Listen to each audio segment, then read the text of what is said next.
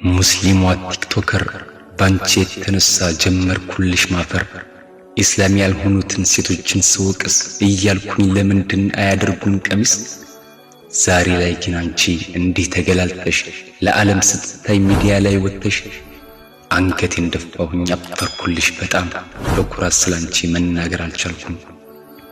በዘፈን ስታብጂ ሲያሻሽ በነሽዳ ስትፈልጊ ሳሎን ስትፈልጊ ጓዳ በጣም ሲበስብሽ ወጥተሽ ከጎዳና ቪዲዮ እየሰራሽ ለገንዘብ ለዝና ዲኑን ከበር አርገሽ ነብይን እየጠራሽ በሜካፕና ኩልፊትሽን ኳኩለሽ በስሜት አይንሽን ከርተት እያደረሽ ድምጽሽን በዜማ እያወጣሽ ካፍሽ በውሸት ምላስሽ ነቢ እያልሽ ወንዱ ስትፈትኝ ዳለ እያወዛወሽ በሸይጣን ገዛ ተከታይሽ በስቶ ኮሜንትና ላይክ ሲመጣ በርክቶ አቅልሽን አሳተሽ ሳትጠጪ ሰከርሽ ሳታውቂው እንደ ቀልድ ከወንጀል ላይ ወደቅሽ።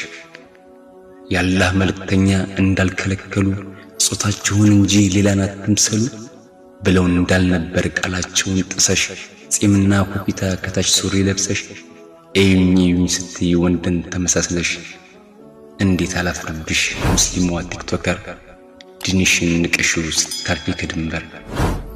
ግን አስበሽዋል በዚህ አህዋል ሆነሽ ቢመጣ እዛኤል ቀጠሮ ደርሶብሽ ተውበሳት ታድርጊ ለሰራሽው ስራ ቀብር ብትገቢ ከወንጀልሽ ጋራ አንድም ሰው አይመጣም አንቺን ተከትሎ ከዛ ሁሉ አድናቂ ከዛ ሁሉ ፎሎ ትረሻለሽ አንቺም ዝናሽም ይጠፋል ሐራሙ ስራሽ ግን ከዱንያ ላይ ቀርቷል።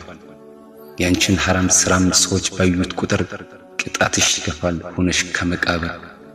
እናም ይሄውልሽ ሙስሊሟ ቲክቶከር ዝና አኺራ ላይ ለማይጠቅምሽ ነገር ቲክቶክና ዩቲዩብ ይቅርብሽ ታያቸው ነቢን ለጭፈራ ማድመቂያ ታርኪያቸው።